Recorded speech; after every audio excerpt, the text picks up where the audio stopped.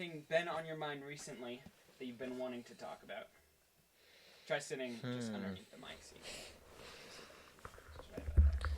Not necessarily. Nothing? Yeah. I did my reflection paper on the resurrection of Jesus. Oh, reflection papers. That's a good one. Did you do your reflection paper yet? I did my reflection paper. I turned mine in late. Nice. Because I was like 10 o'clock, and I'm like, oh, shoot, I have to do my reflection paper. But I'm really tired. So I waited until I went to sleep and then just did it the next day. That's hilarious. Yeah. Nice job. Okay, resurrection of Jesus. Walk me through the paper.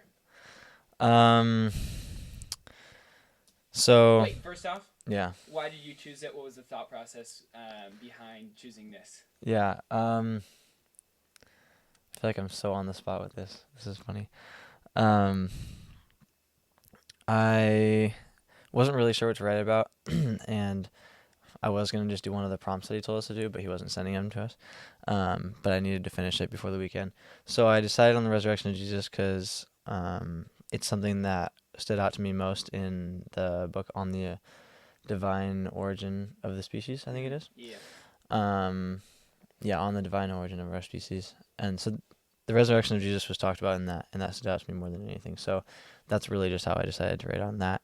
And then I've also listened to The Case for Christ, the audiobook version of it. So I had a little bit of background in kind of like the facts. Is that the guy who like went out trying to disprove the resurrection of Jesus, Mm-hmm. and eventually? Yeah, exactly. Wasn't there like I think my parents watched the movie. Lee Strobel. Yeah, I'm pretty sure is his the name. movie on that? I never watched the movie. No. There was a movie I think about that that kind of talked about how I think they had like, it was like his whole process, like getting to writing the book and stuff. Okay, that's cool. I think I watched part of it, but I didn't watch all of it. Yeah, I haven't watched the movie, but I've always heard about the book, and then my dad recommended it. I think I found it in my grandparents' storage room also. Mm-hmm. So I haven't read the paper copy, but listening to the book was awesome. They was talking a lot about some of the science behind the evidence that he actually did die, going into like a hypovolemic state and all that kind of stuff. So that was really cool. Yeah. So that was kind of what spurred me to want to go into it more.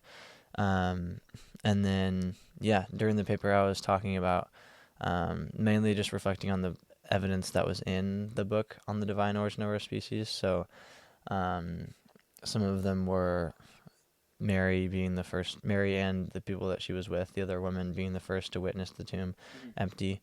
That was one of the pieces of evidence for the resurrection. Another one was the fact that the writers of the Gospels didn't write it in a way that was specifically trying to produce hope in believers, which is how it's commonly talked about around Easter time.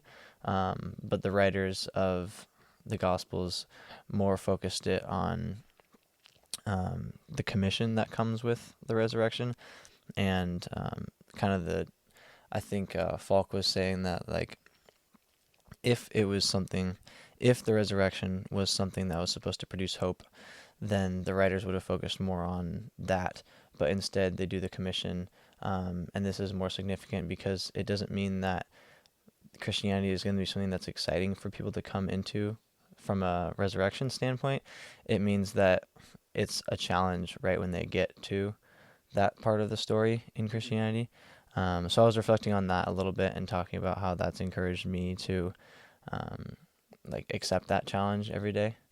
For the evidence, specifically with like the water and blood separation and like the Marys coming to Jesus first, did you write that based off of like your memory of the book, or did you go back and do a little bit more research?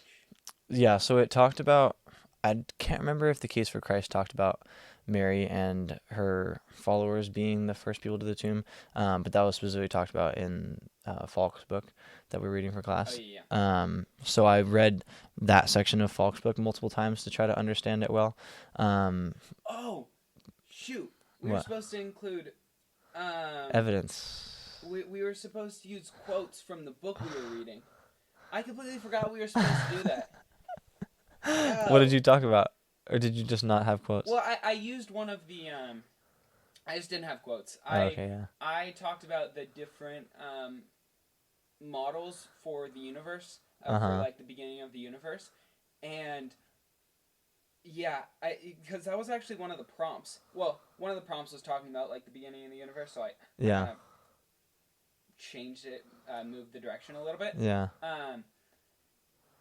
And I completely forgot that we were supposed to include quotes. I completely forgot I did that last time. And like the instructions weren't on this assignment. Like the instructions on what to do weren't on this assignment. So I get so messed up. Frick. Dang it. It's alright. You can probably talk to him. Yeah, I'll be fine. Probably have 100 in the class. He gives so much extra credit, and like Yeah. I have a 97 in the class or 98 or something. You'll be fine. And I'm like, I'm fine. I don't really You'll care. be fine. Yeah. Well. So sure you wrote most of what you were talking about for the resurrection of Christ. Was most of what you wrote based off of Falk's book? Yeah, it was basically all just a reflection on Falk's book. In my first reflection paper, I made some claims that weren't totally true because I didn't think about like every single chapter of every single book of the Bible. I was kind of making claims that weren't fully true. So I was like, I need to stop. Well, I used the word personification to talk about how Scripture was God's breathed, but that's not really the right way to use that term because it's not actually a personification. So I just didn't have a full understanding of that when I tried to do it. And then I wasn't using the possessive form of the word God's when I was talking about like God's word and stuff like that. So he marked me down for that. Yeah. So little things like that. So I was like, all right, I'm just going to pick a super small thing to focus on. Yeah. I don't even want to mention any other sources. Like I'm literally just going to reflect on this one chapter of Falk's book. So that's what I did. But yeah, it was cool reflecting on that. Some of the other evidence that he talked about, I can't fully remember what two of the other ones were. But one of them was, I mentioned Mary and her friends visiting. I mentioned the hope that comes with, another one was Old Testament, basically like proving the resurrection to be true through the Gospels. He talked about how there's multiple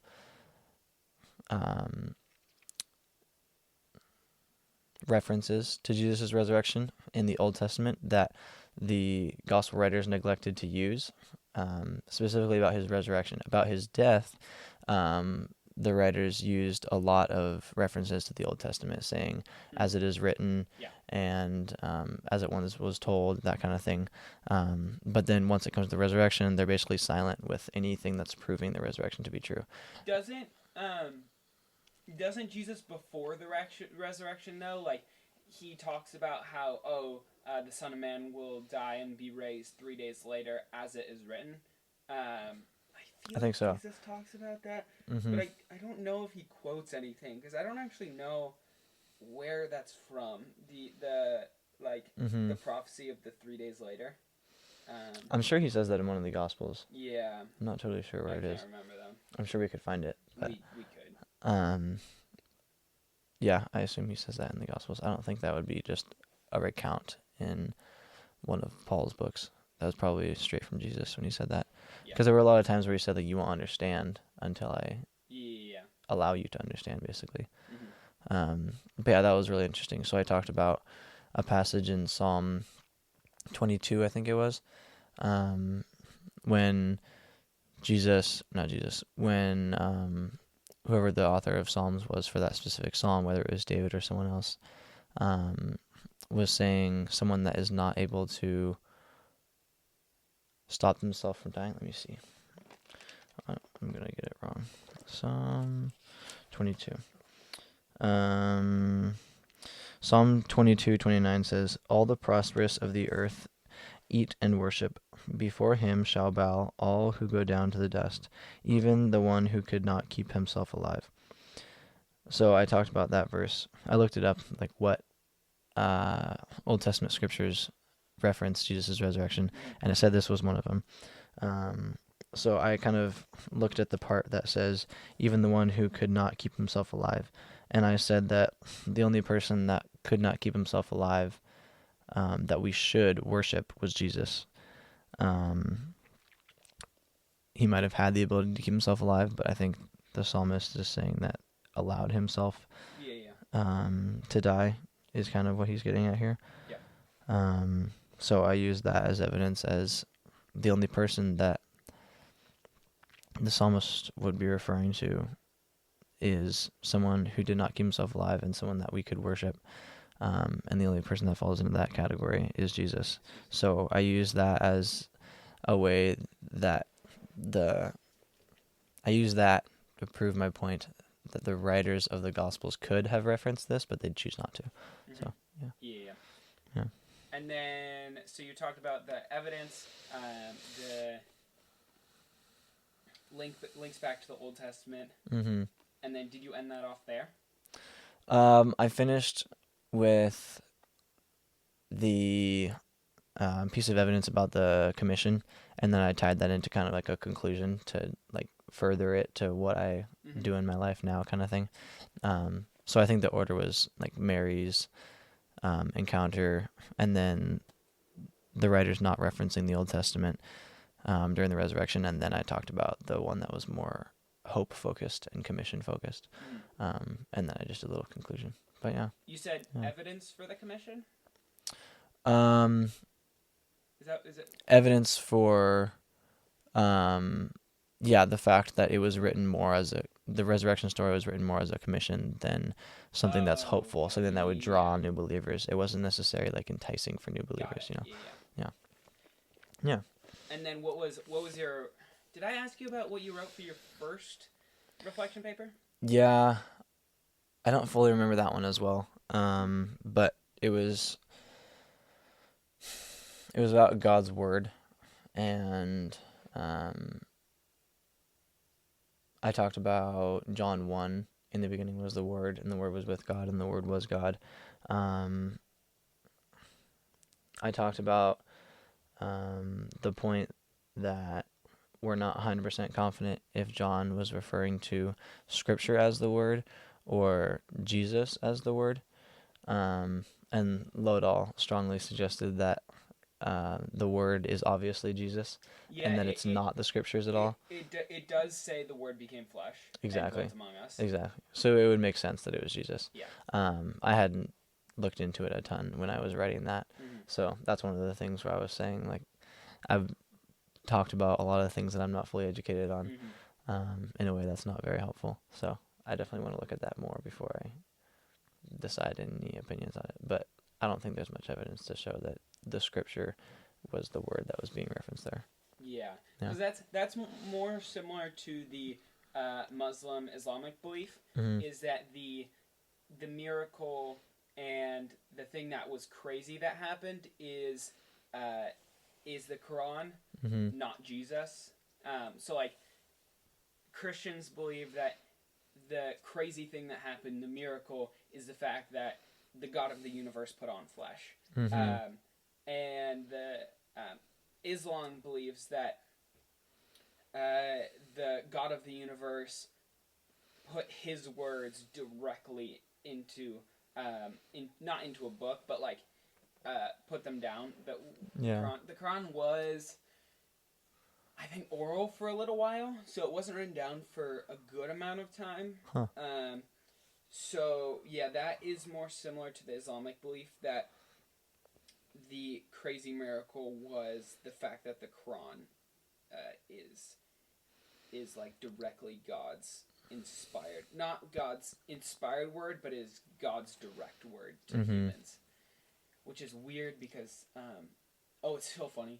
I watched this video where it was talking about a debate between a Christian and a Muslim, and the debate was whether or not Islam, the Quran or the Bible was the inspired word of God, and the Muslim was, his argument was so funny because he was talking about how because the Quran has so many numerical coincidences like that couldn't have been done by humans. It's like the number 7 and the number like 29 or 12 and 29, something like that. And it was just like the number of times this name was mentioned was this, and number of times this name was mentioned was 29, 17, and like some like weird like number things. And I was watching that debate, and I'm like, I swear, like I feel like as a fifth grader I could have understood how this is not like this doesn't prove anything. Like you Yeah. the guy was like, oh yeah, we can do that to the to the we can do those kind of numerical coincidences. We could find something just as good as that in like the Declaration of Independence if we wanted to. Because if you're the one making up the test to see if something is inspired by God, then you can like look through so much of it and find numerical coincidences. Exactly. And you could do the same thing with Declaration of Independence. And it's like, is the Declaration of Independence inspired by God? Obviously not. It's not God's word. And that was just, it was wild. And that's because there was a part of my, I was talking with you and like Young Life about how there was a part of my life where I was just like not sure if the Bible was true, especially the New Testament. Yeah. And so I was watching debates about biblical accuracy, whether or not the books were written by who they said they were written by, and then also like the Quran and the Book of Mormon, debates on that. And there was actually some good stuff on the Quran, and then I watched, man, that just turned me off. That might have been just a bad debate from a bad Islamic debater, but man, I watched that and I'm like, there's no way this is like an actual argument that you're putting forth. Yeah. And that just like turned me off of Islam. I'm like, granted, it technically still could be true even after this. Yeah. But I'm like, man, that was just such a bad argument.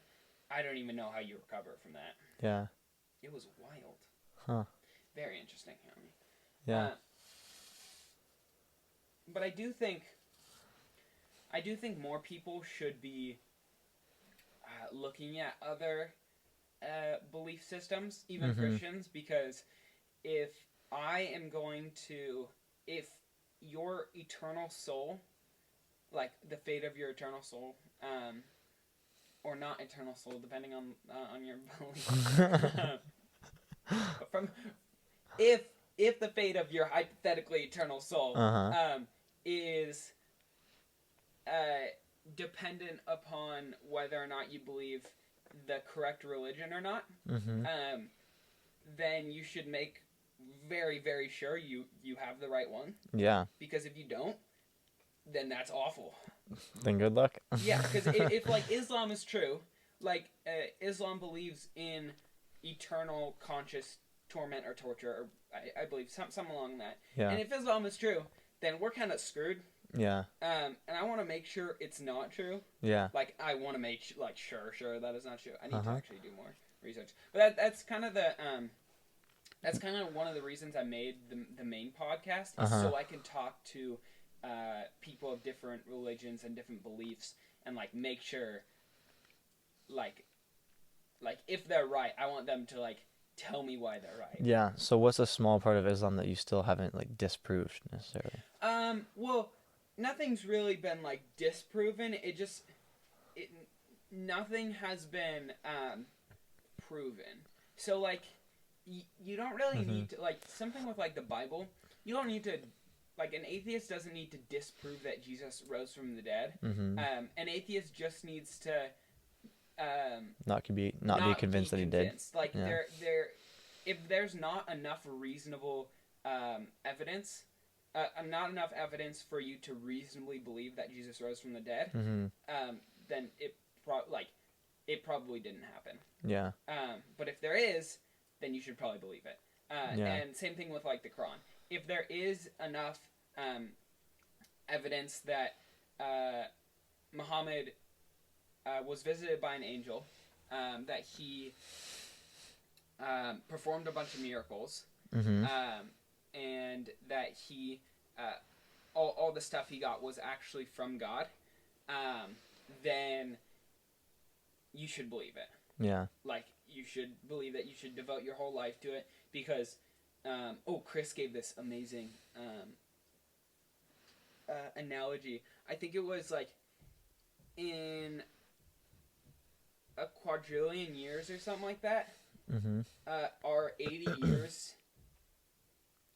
years here will feel like 1 second compared to our 80 years to 1 second. That's insane. That, like, once you get to a certain amount of time in heaven Yeah. or in hell, 80 years here is literally nothing. Like, Yeah. Like 1 second, done.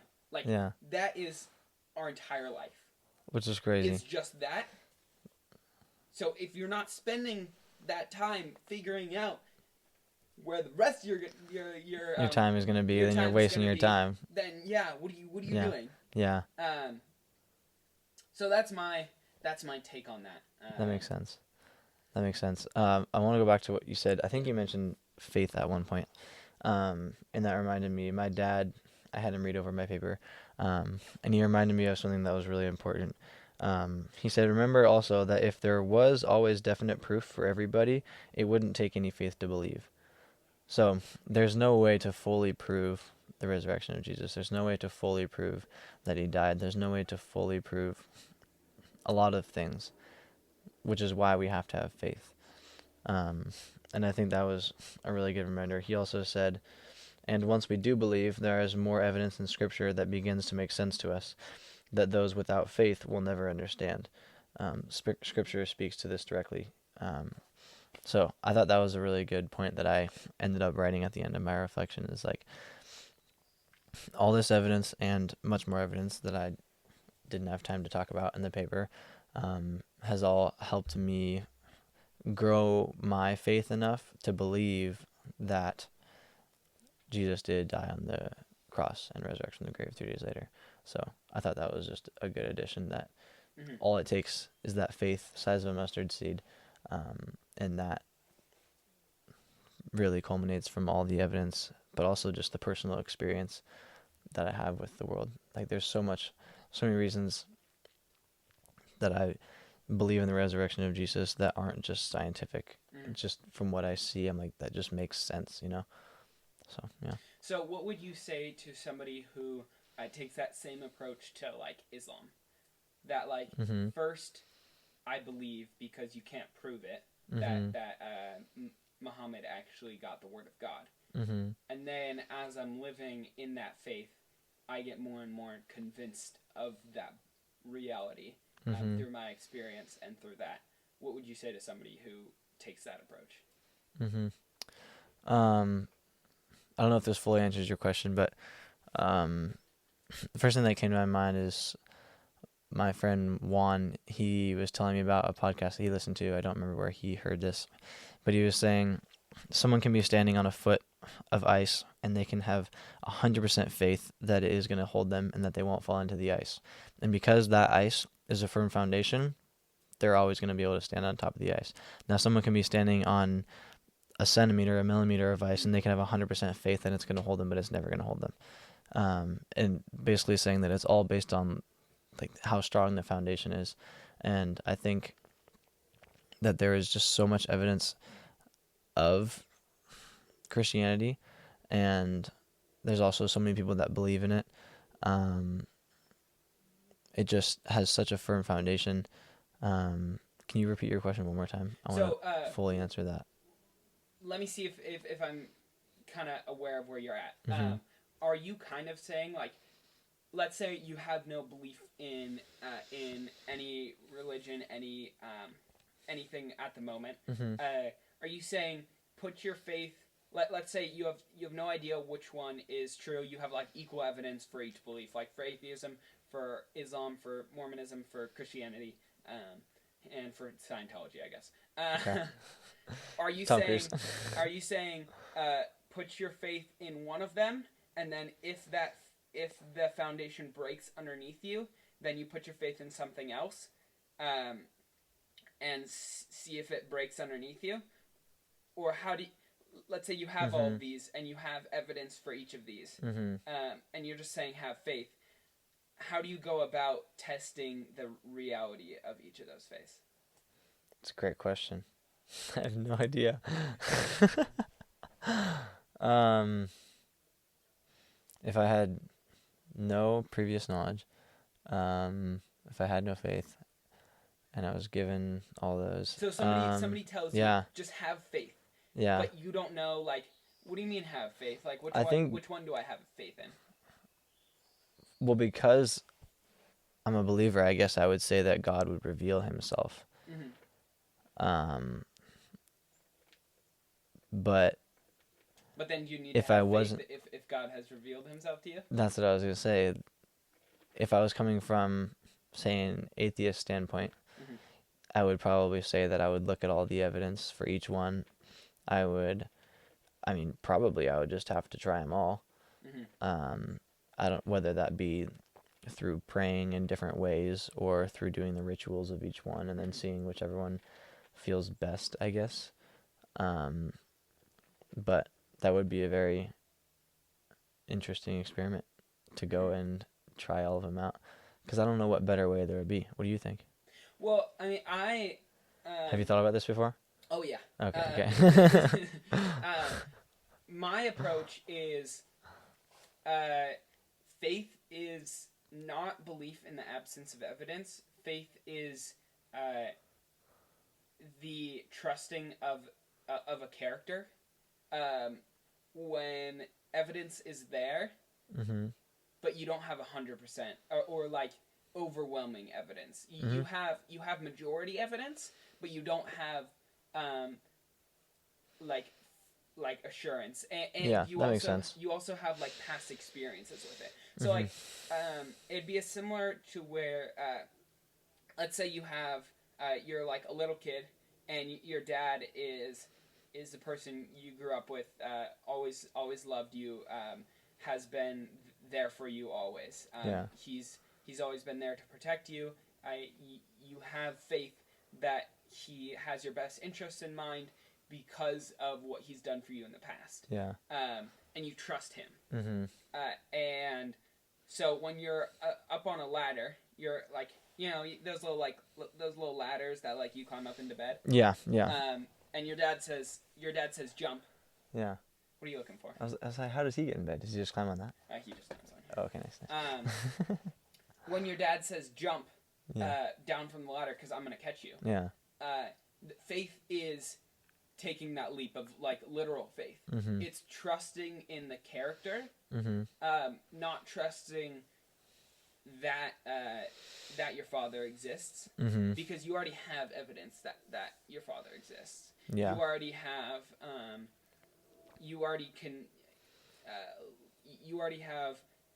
more than a reasonable doubt that your father exists from like your mm-hmm. experiences with him, and then also your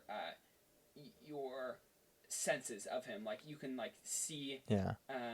In like this reality, you can actually see your father, but like in our reality, for me, it would be, what do I see the effects of God? Where do I see God clearly having a hand in things to make it very doubtful that he does not exist? Like, let's say, especially with cosmology, there are a whole bunch of constants of the universe. So, like, gravity is a constant. So, like, how strong gravity is, there's strong and weak nuclear forces, a whole bunch of other ones. And those are set to a very specific point to where if any of those were changed a little bit, the universe would look nothing like it does now. Mm-hmm. When I say nothing, if you think of the gravitational constant, mm-hmm. How powerful it is. You change it by a tiny bit more, you make it a little bit more powerful, so like gravity is stronger. Yeah. Or you make it a little bit weaker, so gravity is weaker overall. Yeah, it would either explode or implode. Yeah. So that is just like, the odds of that are pretty much zero. Yeah. So the odds of something outside of the universe manipulating mm-hmm. that are pretty good. Mm-hmm. So it's evidence for, so that impacts brings you from atheism to theism. Mm-hmm. And then you have you have theism, and you're like, oh, which theist group is correct? And you look at Islam, you look at the Quran, you look at the Bible, you look at the Book of Mormon, and you look at which one of these is more likely to have been inspired by God, and which one of these is more likely to have been correct.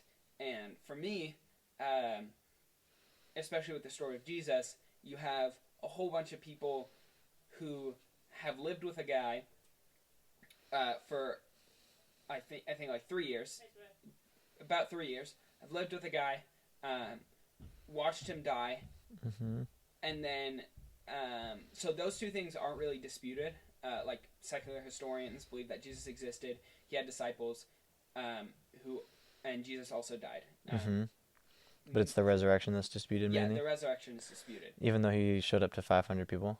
Yes. And there's 500 witnesses? So the 500 witnesses, and then also mainly like Paul, who was actively persecuting the Christian church, and Peter, who was the closest friend to Jesus, who would have been able to know whether or not Jesus had actually risen from the dead. Those two people claimed to have seen the resurrected Jesus, spent a whole bunch of time preaching that to other people, were offered to not be killed if they denounced their faith, and then were killed because they did not denounce their faith. Those two are two that we know for sure that happened. The other 500 aren't very like well documented. They're just mentioned once in Paul, in one of Paul's letters. I think it's 1 Corinthians. But those two are just like, how could that have possibly happened? That these two completely separate guys, who had completely differing beliefs, come to the exact same conclusion and do the exact same things and are willing to die for the exact same conclusion. Yeah. Do you know how many people were martyrs for other religions? Or for things religions? That they would have been able to know for sure if it was true? I don't know. Like Muhammad, I don't know if he was killed as a martyr. Like, I actually don't know his story, whether or not he was like offered a chance to live if he denounced his faith and then was killed because he didn't denounce it. That would be the strongest evidence for the Quran would have to be that Muhammad, who would have been the only one to possibly know if his claims were correct, because he was the only one there. If he was offered multiple times to be able to live, if he didn't denounce that he got the word from an angel, and then he was killed because he didn't denounce it. But it's even hard then, because it's like, that's one person, that's one single person who would have been, who could have had like a vision or a like some kind of hallucination. Granted, that would give it more credence, but not nearly as much credence as Jesus' best friend and Jesus' like persecutor enemy seeing the exact same thing and being willing to die for it. I'm gonna restart the video. Restart the video. Sweet. See if it's still going. Still got the audio. Oh, it's just about to end, I think. Nice. Does it have a max time video? I guess. Wait. Why does it say 45 seconds? Okay, I'm just gonna keep recording and see what happens after the 45 seconds is up? Yeah. Trial and error. Yeah.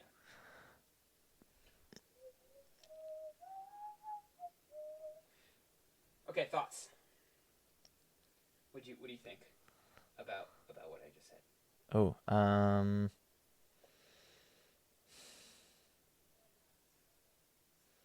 That's about to end anyways. Just think about it right now. Yeah, I'm just thinking.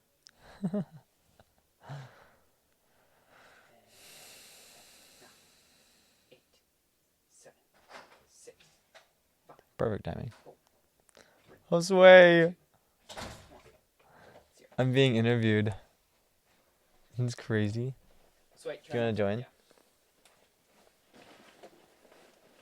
The card is full? Are you kidding me? Hi, so this is Josue with ChristianProductions.org. With me we have Trey Weedman today. He's on the Point Loma men's soccer team here at Loma. Just want to give a quick interview to our audience of how you got here and where you're at with your faith. Yeah, see, I've talked a lot about myself today, so I would actually like to put that back on you first. I appreciate you hosting this podcast, and I like to know who I'm talking to, so I think you should go first. Okay, so Yeah. when you ask that question, what comes to my mind is, who are you? And I think that's a good question that I struggle with every day. And today in particular, I was thinking about a time last year when I was kind of like struggling with that and thinking about like my future and uncertainty and everything. And I just like went back to like one of those like OG youth group activities where you just like look up like what does the Bible say I am? Uh-huh. Yeah, and it's Josue. I'm being interviewed. It's crazy. So wait, Do you want to join? Yeah. The card is full? Are you kidding me? Hi, so this is Josue with ChristianProductions.org. With me we have Trey Weedman today. He's on the Point Loma men's soccer team here at Loma. Just want to give a quick interview to our audience of how you got here and where you're at with your faith. Yeah, see, I've talked a lot about myself today, so I would actually like to put that back on you first. I appreciate you hosting this podcast, and I like to know who I'm talking to, so I think you should go first. Okay, so Yeah. when you ask that question, what comes to my mind is, who are you? And I think that's a good question that I struggle with every day. And today in particular, I was thinking about a time last year when I was kind of like struggling with that and thinking about like my future and uncertainty and everything. And I just like went back to like one of those like OG youth group activities where you just like look up like what does the Bible say I am? Uh-huh. Yeah, and it says like I'm forgiven, I'm loved, I'm a child of God, I'm seen, and those are like the things I try to fill my mind with every day, especially when like going through tough times like exams or stressful situations or just a lot on your plate. That's what I like to bring myself back to. Praise God. Yeah. I agree with that. Thanks for answering. Why. I can go now if you'd like to. Okay. But yeah, thanks for having me on the show. I really appreciate it. I'm excited to talk with you about this. But yeah, my faith journey a little bit. I grew up in a Christian home, so I'm very blessed about that. I would like to say that I've been a Christian my whole life. I know it's cliche, but ever since I can remember, I've been taught all the facts, all the values, all the Bible stories about Christianity, and been told that it should be my own faith and not just my parents. So when I was about 7 or 8, I prayed the prayer. Your flashlight's on, by the way, Luke. But I prayed the prayer that I would like to accept God into my heart. So that is pretty early age. I think I fully understood it at that point. I don't know what age you go from going to heaven to not going to heaven. I don't know when that happened in my life, but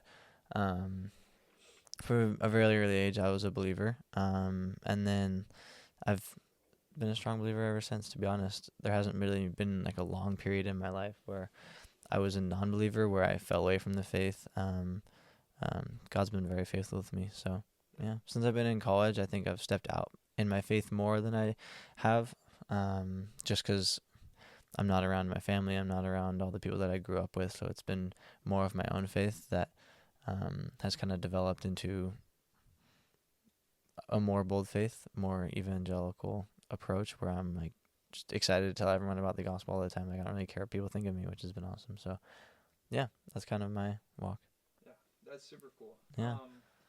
I like how you mentioned those values of boldness and courage and stepping out, which is hard for especially today's day and age and culture, where I think it's a lot of just praising God and getting on that spiritual high and falling in line with everyone else and kind of not taking the difficult path, not looking for discomfort or not looking for just things that'll really challenge you. That brings us to my next question I kind of wrote down for this interview. Yeah. I was just wondering, like, what does it mean to you to seek to be a man of God in this day and age where that can often get lost? Like, what are some like values that you really want to like work on and just see grow in your life? That's a really good question. I like that you asked that now. Were you at Kobe's timeout chapel last night? Yeah, I was. Yeah? Okay, do you remember what he said about being a man of God last night? What did he say? He said, well, he was talking about pornography, and he was saying that when he was in junior high and middle school, people would call him, or people would tell him that he wasn't enough of a man because he didn't watch porn. And so he started to experiment with it at home, and he felt like less and less of a man every single time he watched. Actually, I don't remember if he said that he felt like less of a man every time. But he basically said that it was a struggle, and he knew that he wasn't supposed to be doing it. So that made me think that it's kind of like bringing you into being less and less of a man because you're not able to control yourself. He said something along the lines of, like, a real man is the man that doesn't fall into the temptation that the world puts in front of you. It was something like that. So I think that's what it means to be a man of God. I think it means to follow the scriptures in every way that you can and not be influenced to do anything that is worldly. I think it means to focus on things that are above, things, not things under the sun. I think it means to, in a marital relationship, to submit to your wife, whether that be in sacrificing all your time and serving her in the best way you can. I think that being a man of God means loving people and weeping sometimes, because Jesus wept, and I think that's definitely lost in society. I think that being a man of God means that you must be meek. My mentor has explained meekness as bridled strength, with the ability to perform anything that is requiring of strength and something that requires maybe discipline or something hard, but having the ability to withhold that when necessary. And I think that goes along with the beatitude, blessed are the meek, for they shall inherit the earth. I think when you're meek, you have the ability to rule well. So, yeah. Dude, that's super cool. Yeah. What do you think it means to be a man of God? The idea of meekness. That reminds me of, I was just going through Luke this week, and it talks You're going through that, Luke? You went through me, Clay? That too, but different podcast. Okay. That's for our X-rated audience. That's Color Daddy. But yeah, Jesus was talking about the parable of the great banquet, and basically he goes out and invites all these guests to a banquet, and first guy says, like, sorry, I can't, I just got a new ox, I have to take care of him. And the second guy says, sorry, I'm in charge of herding all these sheep, I have to take care of them. Mm-hmm. And then he goes to the brokenhearted and the poor in spirit, and he invites them to the great banquet, and they have nothing but gratitude, and how could you, like, choose me, invite me to this banquet? And I think it's so powerful to seek after God in that way, where just like the fact that we have no excuses because we're so humble and so acknowledging of all of our undeserving grace that Jesus has given us. Mm-hmm.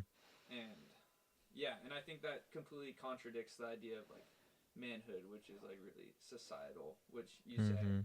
And yeah, so yeah, just like trying to live every day with that meek, humble servant heart where you're like, yeah, God, like I don't have an excuse because nothing in this world is as important as following you. And nothing is more deserving of my time, and I'm really like nothing without this invitation that you give me. Without this invitation, then I'm just a sheep.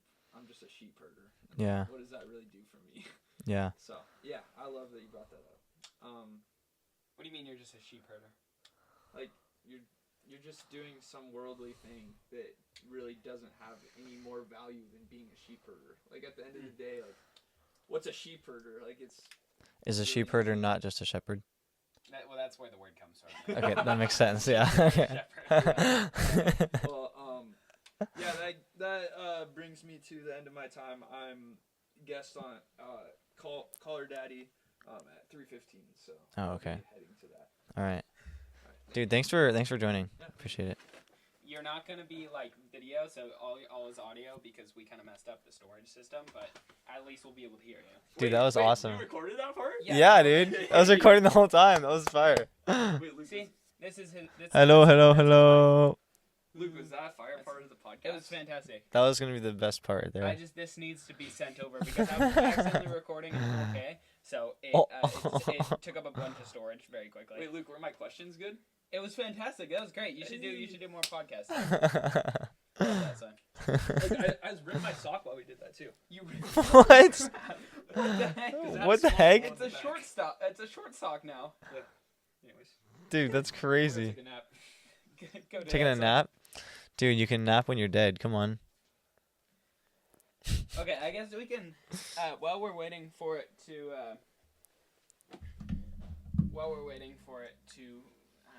transfer over to my computer, so I can put it back in and record at HD instead of 4K. I was wondering, like, what the heck? Why is it taking?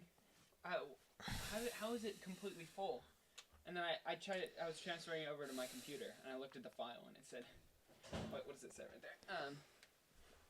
Yeah. 63.5 gigabytes of storage. Gosh, within 30 minutes? Within 30 minutes. That's insane. You're gonna keep that? No, I'm gonna. You can make it smaller. I'll make it smaller. Yeah. When I edit it. That's insane. Yeah. I'll make it smaller when I edit it. Then, I will. Dude, movies must be like terabytes upon terabytes upon terabytes. It's so much storage. That's crazy. They have like massive server farms for that. They Dang. have like huge rooms and like buildings filled just with like those like those big box computers that are like full they have full rooms of those with like massive cooling systems and and that's not just for the storage. That's just for a lot of that is just for computing the graphics and stuff like that. Yeah. Graphics CGI. are insane. Like the amount of computations that go into like Endgame. I was just gonna mention Endgame. Like Endgame has so many things that went into that they needed. You have to have massive server farms. It's wild. And Way of Water. With Water, all the water mechanics. That's a whole bunch. Interstellar. They completely. Have you seen Interstellar? Yeah. Yeah, so its 10-year anniversary is like right now, and they're like showing it in IMAX. In theaters in a couple places. I was gonna go, but then Christian kind of was confused, so he wasn't able to get us tickets. But they might extend it, but I'm not sure. But when they actually simulated the black hole, and it took like so much time for like 1 second, I think it was like a couple days to simulate like 1 second of the black hole. How? Because there's so many calculations that go into simulating it for the movie. It's actually wild. That's crazy. It's insane. Huh. It's so crazy. Wait, what do you mean the black hole? Is it like a you know scene? the black Because hole I don't in the remember movie? the scene. I don't remember the movie fully. It's been so long since I've watched it. So the black hole is pretty much it's like a black ball with like things spinning around it, and they actually got like all the physics for a black hole and like simulated what it would have looked like. Whoa, that's crazy. Okay, so now we can delete this. Oh, I have a hole in this sock. Delete that. Check that. Please don't. Hello. Yeah, it's still good. We put this back in here. Do you want to keep going, or you want to be done? No, let's keep going. This is fun. Okay. I'm gonna go train at some point, and I only have 2 hours left of daylight. Okay. Hey, we have 56 minutes of storage now. Nice. Within 64 gigabytes, you can only go 56 minutes? Yeah, that at HD. I mean, I could probably go. Let's probably go less. That's like a gigabyte a minute. That's crazy. Yeah. Can anyone else? What? 2.6K is, I guess, all we can do. See if we go back to... Hello. Hi. I'm getting interviewed. Yeah, I see. Yeah, that'll be fine. 56 minutes is fine. Okay. I'm probably only good for like 30 more minutes. That's fine. That's perfect. Okay, sweet. All right. Were we at like a specific point, or what were we? Oh, I was talking about Islam versus Christianity and the evidences for both. I don't know. I just haven't. I feel like I haven't like been given any great evidence for Islam that's like wowed me. Mm-hmm. Like, there's a lot of evidence in Christianity where it's like, oh, that's really cool. Like, that's actually really convincing. Yeah. You find it and like, wow. But like when I was exploring Islam, it was just like nothing that I saw was particularly like convincing. Only what I saw whenever I watch debates like that, like Islam versus Christianity, it's mostly Muslims trying to disprove like the Trinity, like how it doesn't make logical sense, trying to disprove like not the resurrection of Jesus. Oh, you know what's really interesting? So in Islam, they believe that Jesus didn't die. They believe that Jesus was about to be killed. Was like people were going to like Jesus was a prophet, and Jesus was going to be killed by like the Romans, and so God took Jesus up to heaven and took a random guy from heaven who like I think volunteered or something like that, made that random guy look like Jesus, like just poof, you look like Jesus now, doppelganger, and then had that guy die instead of Jesus. And that guy died, and Jesus didn't die. And Jesus came back down out of heaven? No, Jesus just, I think, stayed up after that. So there was no body that came back after Yeah, they don't believe in the resurrection. Where's the basis for that? That whole theory, where does that come from? Is it just like a random made-up story? It comes from the, like, it's in the Quran. Oh, no, I don't think it's in the Quran. I think it's in the Hadiths. So, what is the Hadith? The Hadiths are like so the Quran is like in Islam, it's the word of God, like it's God's direct word, but the Hadiths are like external writings. So it's kind of, picture this. So the Quran is what Jesus is, so the Quran is like Jesus, and the Hadiths are like the New Testament, so like the writings about Jesus. So like a commentary kind of. Yeah. And so the Hadiths are like writings about the like Muhammad, things Muhammad did, things about like Muhammad's belief in Jesus, like all these like other people that aren't like God, but like giving their commentaries and like what Islam believes is like historical recounts of what happened. That makes sense.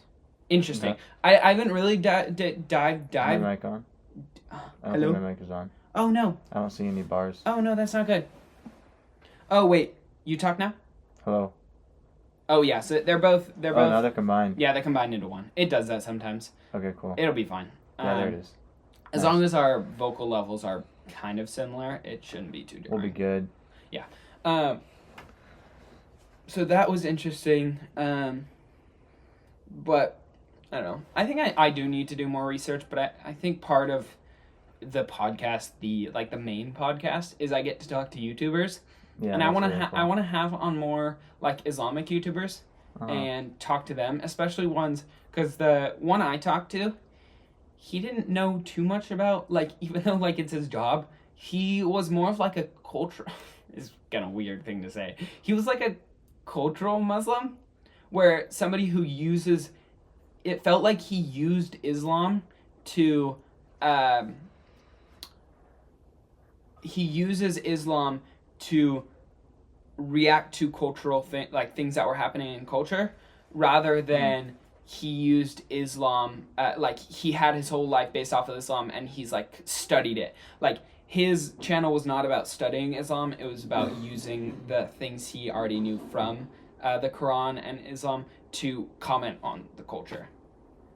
So he didn't actually. He wasn't. Did he explain that was his intention with it? Or no. It was just when I was talking with him. got? That's a nice fit. I like that, Elijah. Sorry, he distracted me with that fantastic fit. And the yellow Crocs. Oh, that's wild. When I was talking with him, I was asking him more stuff, like trying to understand Islam, and he didn't fully understand it, as well as somebody like who probably like studied it, like has a full degree in like studying. That makes sense. Can you have a degree? Because you can have like a degree in biblical studies. Mm-hmm. There's got to be a degree in like Quranic studies or something like that. Oh yeah, definitely. Yeah. Definitely. He doesn't have that though. Like an MDiv for. Very interesting that like he's like a smart guy. Like he has a, I think he got his double major in philosophy and political science. Mm-hmm. And then a master's in philosophy or something like that. Hmm. No, philosophy and physics, and then like a master's in philosophy. So and it was like his master's was at like Stanford. Just like Yeah. that's just impressive. But he didn't have PhD level or. No. Doctor level. Yeah, no. He has a master's, but I don't know. Getting into Stanford for physics, or That's true. For anything. for anything, it's just like you got to be pretty smart at that point. You do. Yeah. Do. But Huberman is a interesting. professor at Stanford. Who? Huberman. I don't know. Wait, I You know got that that name. mentioned? Who's that? Huberman Lab. He makes a lot of the podcasts. Oh, that the I listen podcast. to. Yeah. Yeah. He's a professor of neurobiology. Oh, he's a neurobiology professor? One other thing. I can't remember. Yeah. Man. It's pretty cool. Do you listen to that podcast a lot? I've listened to 3 or 4 of his podcasts, probably. Which has been like 8 hours of content, probably. Yeah. So a decent amount. But I want to listen to more for sure. I just finished one on cold exposure. What's that? What's cold exposure? It like ice baths? Yeah. Oh. That one was super cool. I've also listened to one What did about a little bit of mental health stuff. Cold exposure. Yeah. I saw this thing from, I don't know if you know who Dr. Mike is, but he's like a doctor I on heard YouTube, content creator, and I saw this thing where he was saying like, oh, I would never recommend any of my patients to do ice baths. Uh-huh. Ice baths, that's a hard thing to say. Uh-huh. Because they don't really have any benefits that you can't get from like a 5-minute cold shower. Did the Huberman? Mm-hmm. Did he Yeah, he talked about the distinction a little bit. Mm-hmm. Ice baths, you can obviously regulate the temperature a lot more. And with cold showers, you kind of get what you get. You have no idea what the temperature is. There are some... He talked about a lot of research studies. I don't remember them all perfectly well. But with ice baths, for me at least, are much more difficult to stay in than a cold shower.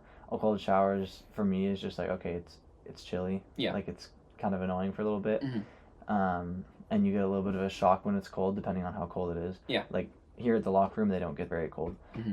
So I don't really have access to a cold shower. Yeah. In Washington, if I were to take a cold shower during the winter, then it might be like an ice bath. Yeah. But here, in my situation at least, getting into an ice bath is just, it's nothing like a cold shower. Mm-hmm. It's way colder. It's full body immersion, and it has a pump that moves the water around, so you don't get a warm layer around you. Like Mm-hmm. a lot of it's hard to, at home, have circulating water so that it's consistently cold. But here they have it where you can move it around, so it stays pretty much at 50 degrees all over the ice bath. Mm-hmm. I did one at 46 degrees yesterday, and that was colder. That sounds considerably colder. What's the coldest? Is that the coldest you've gone? 46, yeah, that 46 was the coldest is... I've gone. I think I've done colder with just legs in the past, but Was that that's like way different. during a leg injury?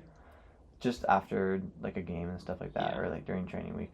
Just you just Or have captain's like week and stuff like that. just like just completely sore and swollen legs from Yeah, kind of. But yeah, I definitely think that there's more effects of an ice bath personally for me than for a cold shower, just with my lack of having an actually cold shower. But it's also just like mentally the confidence that I gain from having done that every day and feeling like I've done something that I don't want to do every day. An ice bath is something that is much more challenging for me to convince myself that I'm going to do than a cold shower. So in terms of creating more confidence and creating more like grit and resilience, I think I get more effect from an ice bath. That's kind of like the more mental side of it. The more physiological side of it, I had an ankle injury that I think it's because of the way I was stretching. I think it's because a little bit of overuse was the cause of it. But I didn't really change much else other than taking ice baths, and I haven't felt the pain since. And I couldn't, whenever the pain would come on strongly, I couldn't even walk on it. I was walking with Ashley a couple times. She's like, dude, what are you doing? I was like, I can't walk. Like, this hurts so bad. Yeah. And I try not to be someone that's like annoying, like, oh, I gotta sit down for a second, but like, yeah. I was like, all right, I'm a wimp right now. Like, this hurts so bad, I can't walk. So I'd stand there for like a few minutes and then we'd keep walking, it would go away. But like, I haven't felt that since. And I don't think a cold shower would have helped as much with that. I didn't try cold showers, so I can't make that claim fully. But the ice bath I know helped with that, whether it was, I don't know, placebo or something like that. But I definitely felt the benefit from it. Once I started doing exercises for my ankles, then it was even better. But that was one reason. And then I've also been doing the in-body test to test metabolic rate, body fat, and all that kind of stuff. And the ice baths have increased my metabolic rate too. And it's brought down my body fat, and it's increased my skeletal muscle mass. So what does the successful so far. Metabolic rate like? Is that just like metabolism? Yeah. How's that measured? The way that does it, I've been told, is that it sends like an electrical impulse through your feet into your hands, or vice versa. I'm not sure which way. And then I think the speed that it goes through somehow calculates muscle mass and body fat and all that kind of stuff, like water weight, things like that. So it's pretty cool. I don't understand all the science and technology behind it, but interesting. It's measured like weight distribution. So like, it's told me that my right side of my body is a little bit heavier because I'm right leg dominant, which is kind of cool. So kind of just proving little things that I wouldn't have otherwise known. That's cool. Yeah. Is the mental side more, because I saw this study that, or not a study, I saw some video where it was saying that people's will to live when they get older is one of the biggest factors in like how long people live, and the will to live, a big factor in determining like how strong that is the older you get is the more hard things you do when you do things that you don't want to do in the moment in your past. So like stuff like an ice bath. Ice shower. Same thing. Stuff like an ice bath, when you do things that like you don't want to do in the moment because they're painful, those increase that sort of grit and like hardness you have towards life, which would increase your will to live later. Is that kind of what you're talking about? A little bit. So he talked about hormone release, and he talked about how ice baths and any cold exposure releases epinephrine, norepinephrine, and adrenaline, and it does not release cortisol, which is interesting. Cortisol is the hormone that's more related to stress. Got it. And anxiety. Anxiety. Stress can be many different ways now. But stress specifically on your body is more represented in the hormones epinephrine, norepinephrine, and adrenaline that are released through cold exposure. So I think through the consistent releasing of those, your body learns how to adapt to the release of those hormones better. So with that more consistent stimulus of a lot of heavy release of those hormones, you get used to what that's like, and you get used to being able to focus under that situation, and you get used to that situation more, so that when that happens later, when you receive like a hard text or something like that, like someone passed away, it's like, whoa, I wasn't expecting that. Like, this is causing me stress. This is like something that's going to be really hard to deal with. Then the hormones released during cold exposure are similar, and it's kind of a way to know that you're going to be able to be resilient in times where something unexpected happens. Similarly expressed through like the shock that you feel when you get in the water. So those are kind of the ways that I think that could apply to that longevity side, where you're more resilient as you get older. Hard things affect you less. And I think that if hard things affect you less, then that will overall cause less stress, less negative benefits from stress in your life. I've heard a lot of people say that like constant stress, actually Huberman's talked about this, like high cortisol levels consistently is like damaging to your body. Like, you are supposed to have cortisol that goes up and then down and up and then down. And if they're constantly high, then that's not good for you. And I think that this is one way to keep those levels down, or at least more consistent and moderate, so that you're overall healthier. And I think that would probably have longevity effects that are beneficial. So I think that would make sense. So cortisol is mainly like anxiety inducing?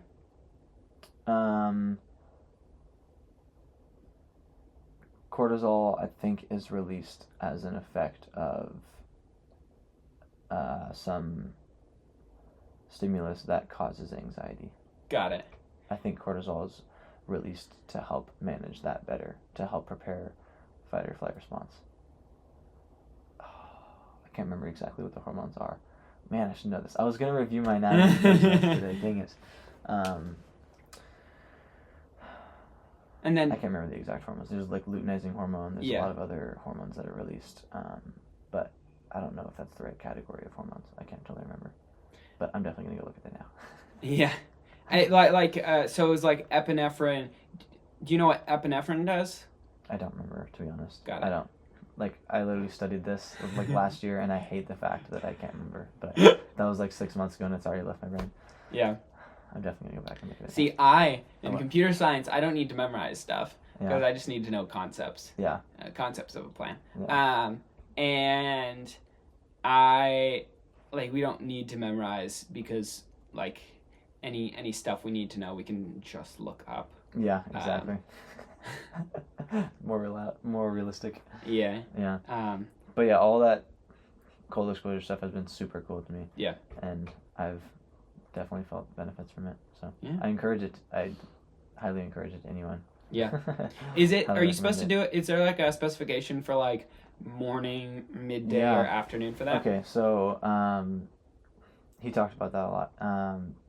There's been a lot of studies that show 11 minutes a week is highly beneficial, and it doesn't matter how those 11 minutes are achieved, whether it's 5 sessions of 2 minutes, a little more, whether it's 2 sessions of 5.5 minutes, whether it's 1 session of 11 minutes. He said that produces the most ideal benefits, and somehow I'm not exactly sure how. And are you supposed to be moving around, or do you just stay still? Because if you stay still, because I had this in another, when I went in my pool when it was really cold, if I stayed still, it wasn't that cold. My thought was maybe my body temperature was heating up the water around me. That's exactly what it is. That's exactly what that is? Are you supposed to be staying still or moving?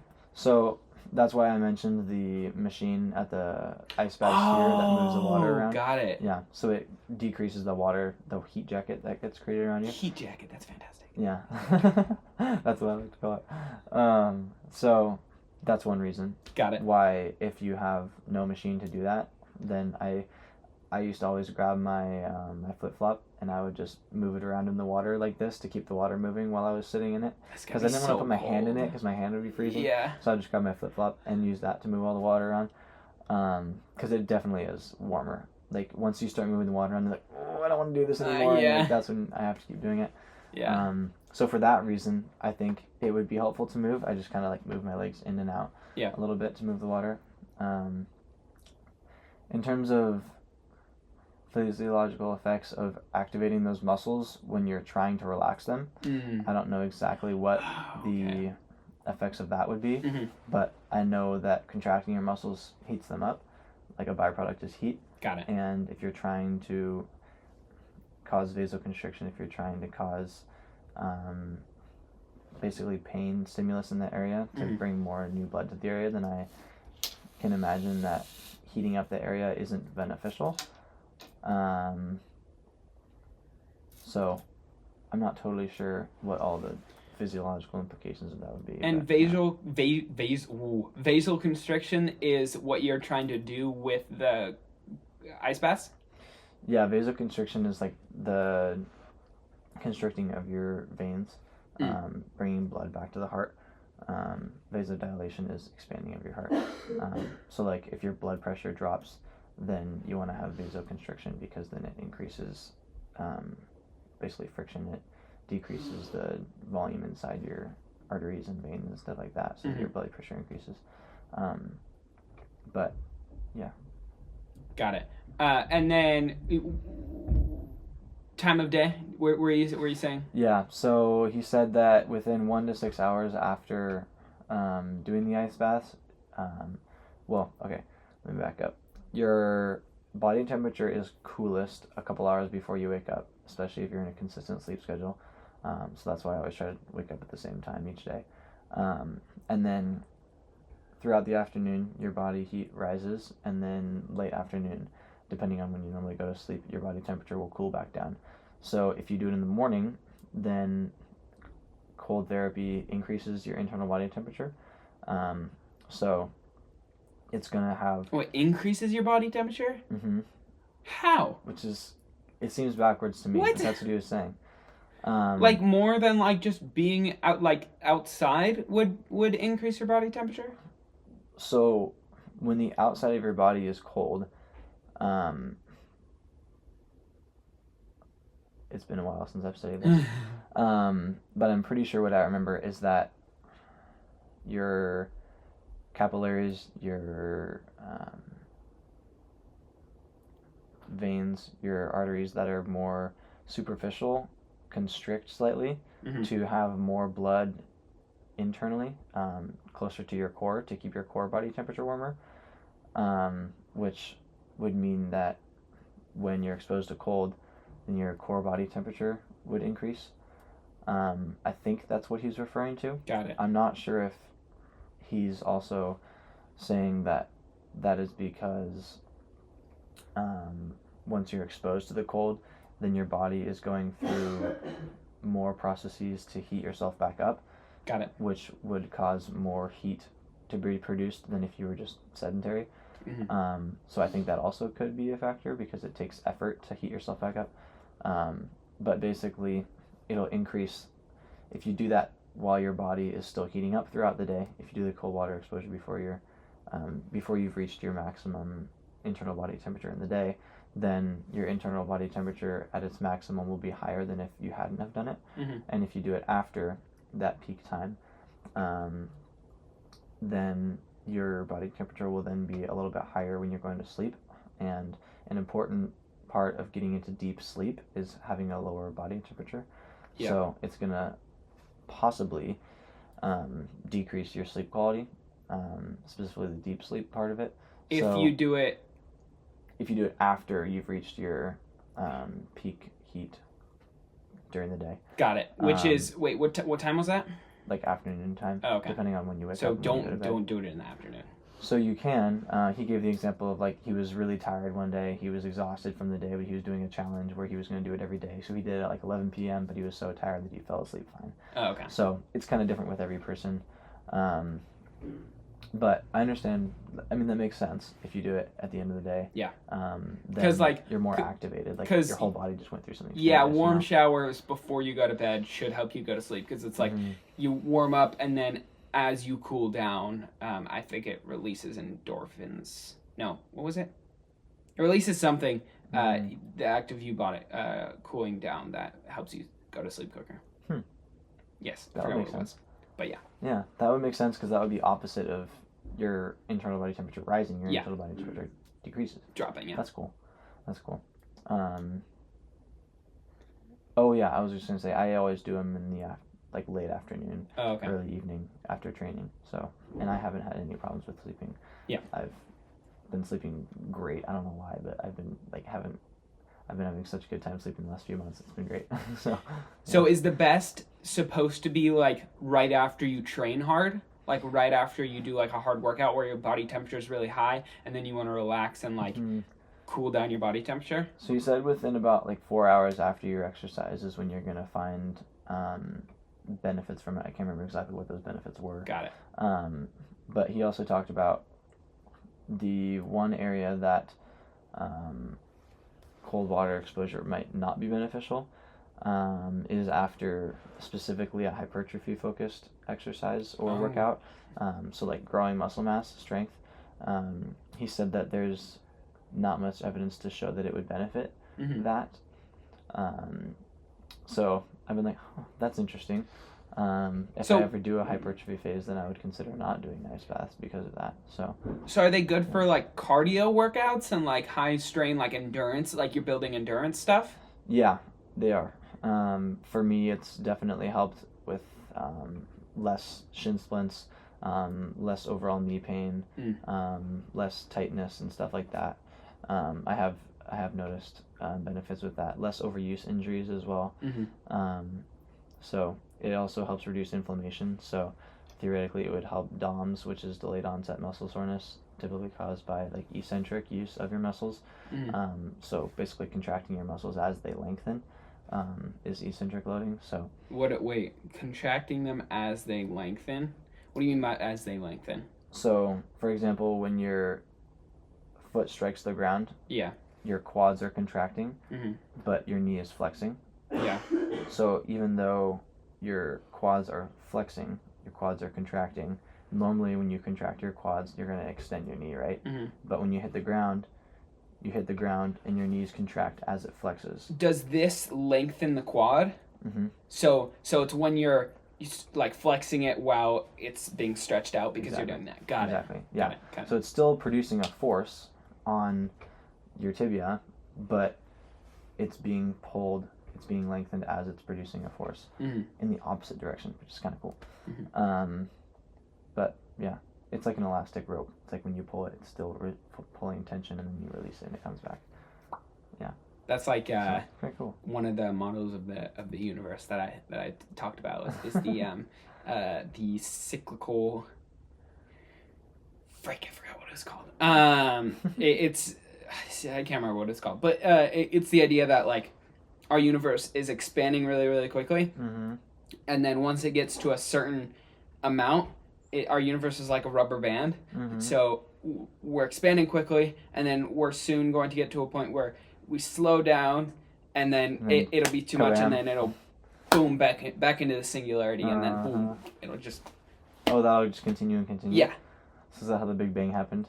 That's one of the theories. That's crazy. That's one of the models. That's crazy. My problem with it is there isn't really much evidence that our universe is going to contract. Yeah. Back again, because not only is our universe expanding, but it's expanding at a faster rate every single time. So if it was expanding, like it expanded, and it's getting faster and faster and faster, faster.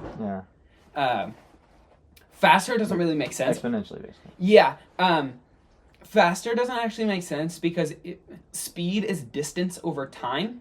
But the thing is, with the expansion of the universe, there's no such thing as distance because we're expanding distance. Like, the distance is change in space, but space is the space-time, the fabric itself is expanding. And time is relative, right? Yeah, but so both variables. So space-time, the fabric, the thing that like holds like that like matter is on top of, or is inside of, is expanding. Yeah. So that means that there's something outside of space-time that is nothing. So like it's like a bubble. It's a bubble of what we think of as nothing, but it's actually space-time. Yeah. And it's expanding into nothing. Like, it's like there's nothing outside of it. But it's not space-time. There's just nothing. But we can't visualize nothing, because if you visualize nothing, then it becomes something. That's deep.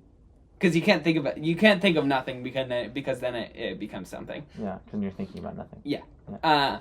Which is the weirdest concept, and I hate it so much. I have no idea what the heck nothing means. I don't think very many people know what nothing means. Yeah. But the fact that, like, I always, growing up, I thought that, like, if you get outside of Earth, you go into space. Space is just, like, the absence of stuff. That's what I thought growing up. I thought space was the absence of stuff. But space is a thing in itself, which is weird. Like, this is not the absence of stuff. Well, this has stuff in it. Exactly. Because there's, like, we don't even have concepts of, like, on Earth, there's always going to be stuff, because there's always, unless you create a vacuum. But, like, this isn't a vacuum. There's, like, when you go move your hand through this, you can feel there's something. Yeah. Like, there's air here. There's gas that you can't see. Yeah. So this is not even just space-time. This is the, like, gas molecules. Yeah. The gas is not a molecule, but it's a it's a state. And you can have gas particles, right? yeah, you have gas. Well, no, gas is a way in which particles interact with other particles. So they're moving around so quickly. That's true. It's now considered a gas. That's true. But if it's moving around slowly, then it's a water. And then if it's barely moving around, then it's ow! Frick, that's a solid. Nice. And then if it's moving around even more, then it becomes a plasma. Which is like stars. I think stars are plasma. I'm not actually sure. I have no idea. I have not studied plasma. Yeah. So like plasma would be have you seen those little balls with like those you touch them and then like stuff comes? I think like the little electric balls? I think lightning. Like zzz, zzz, I think electricity. Electricity thing, and then like lightning would go from my finger. I'm pretty sure lightning's a plasma. I think so. I think. No, I'm not sure. I'm pretty sure lightning is a plasma, and is it not just a bunch of electrons? Fire might be a plasma. I'm not sure. That's what I'm also thinking. Lightning might just be a bunch of electrons, but it might be electrons moving so quickly. Like, electrons can move slowly, and it might not be a plasma. But if you move them quick enough, then if they're lightning, then they're a plasma. But I'm pretty sure fire might be a plasma. Frick, I need to look at this more. But at a certain point, if you move around atoms quick enough, then they become a plasma. And if you slow them down enough, then they become a solid. And if you slow them down even more, down to 0 Kelvin, which is like no movement, then it's just frozen. Which is, I don't know if we've actually gotten to 0 degrees Kelvin. We haven't, no. Have you looked into this, like the Kelvin? No, I just know we've never gotten to 0. Yeah, I think we've gotten really close though. Yeah. I think we've gotten to like 2 Kelvin or like somewhere really, really close. And we have to keep, or like point something Kelvin. I can't remember. We've gotten pretty close. And that's where we have to keep, what's it called? Quantum computers. Oh, okay. Because quantum computers use superconductors. Which sounds like Iron Man. Yeah, no. So superconductors are like, they're like magnets, but they're like super strong magnets. So if you were to, there's this really cool thing where you have like a bunch of, like a ring of magnets, and then you put a superconductor on top, and it just like floats on top of the ring, and it's like, there's like no friction. It's really, really freaking cool. And one of the other things with superconductors is there's either 0 or practically 0 friction if you move electricity through a superconductor. So like when we move electricity through our wires, like let's say we have a wire that goes from here to like the other side of the world, it'll take a certain amount of time to get that electricity over there. But if we do it through a superconductor, it gets there in the speed of light, which is a lot quicker than what we have because there's like pretty much no friction. Basically instantaneous. Yeah. Huh. So I think that might be part of the reason why. So what's it called? Quantum computers use superconductors. Mm-hmm. And superconductors only work if they're chilled to a very, very low temperature. I've heard about that. Like the massive camera that they have, that only works when it's super cold. Have you heard about that? Oh, the telescope or something? the James, is that the James Webb? Or was it something else? I don't remember. They're just like some insane camera that only has to work at like crazy low temperatures. I think I very vaguely remember, or maybe I'm thinking of something else. But yeah, so they have to be, the quantum computers have to be super, super chilled for them to be able to work. But there's some story that I read about that talked about how some people thought they might have found a way to make superconductors without chilling them, Mm-hmm. which would like revolutionize like technology if Mm-hmm. we could have superconductors without chilling them super cold. But I don't think it was confirmed, so it was kind of sad. Bummer. Depressing. But there's like so many cool things coming out in the future, so That's true. I'm super chill. It's gonna be fantastic. We're gonna go to Mars. Okay, I got this. I have a question. I have a tier list of like bucket list things I want to do. Okay. And at the top of my list, at bare minimum, I want to go to space. I want to go to space. I don't care. I want to go up in a rocket, see the globe, maybe circle around the globe and come down. And if I can do more than that, I want to go to the moon. I want to go to the moon. Like, what is the possibility this actually happens? I think it's pretty high. If No I way. have enough money, I have a and humanity survives and Jesus doesn't come back. Okay. I am like very confident that in our lifetime there is going to be tourism to the moon. Didn't Elon Musk already do that? Has he been doing that already? No, he hasn't. He's like building rockets. He's building reusable rockets that will make it easier for tourism. So like, Okay.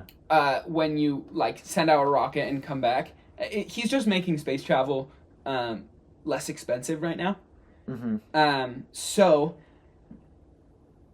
if we keep on doing that, and if space travel keeps on getting less and less expensive, there's going to be a point at which, like low Earth orbit. Low Earth orbit? That doesn't sound right, but I think that's right.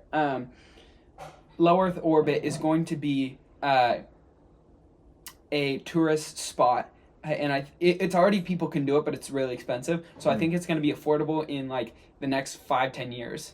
Dang. And That's crazy.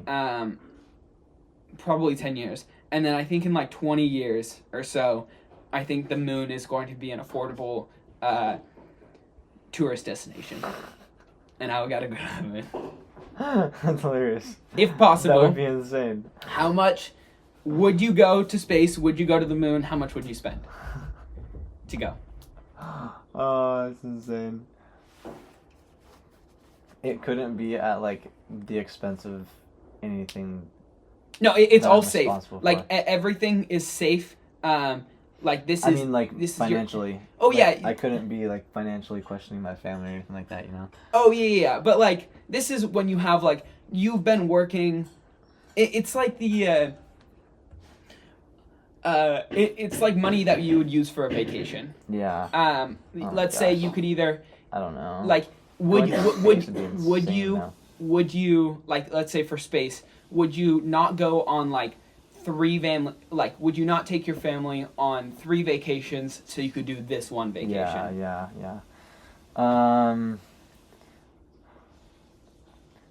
My first thought is like it would be hard to spend more than $50,000 on that, Mhm. but at the same time, like you're going to space. Yeah. And I have no idea where I'm gonna be. Yeah. At that point in life, I don't know. Maybe at that point in life, I would be willing to spend like a couple $100,000. I don't know. Yeah. I have no idea. But the moon That's now? insane. the moon or outer space would pretty much be the same thing to me because they're both just like absolutely insane. Yeah. So, But like you get to hop around in low gravity yeah, on like the physical like freaking moon though. yeah, they're both pretty much just like unfathomable to me though. Yeah. So I mean, I don't know. Wouldn't it be pretty cool though? That would be insane. That'd be really What cool. have you thought of this? How much would you spend? Okay, so I'm not actually sure how much I would spend. I think it's going to be I think it's like a couple $100,000 right now to actually just get to space. So it's not even like an insane amount right now. I mean, it's that's a lot of money, but like it's not. But for people that are billionaires, Yeah. it's nothing. Yeah. So. I read an interesting fact today. Yes. The top 1% of people own more than the bottom 50% of people in America. Bottom 50%. Yeah. Like are worth more? Yeah. Would Well, own more. I was like, what? What do you mean Crazy. own more? I can't remember what the exact term was for it. Well, because but worth more it's makes basically like- sense. Because like Elon is worth like $300 billion, yeah. which is like Insane. the GDP of a small country. Yeah. Like Yeah.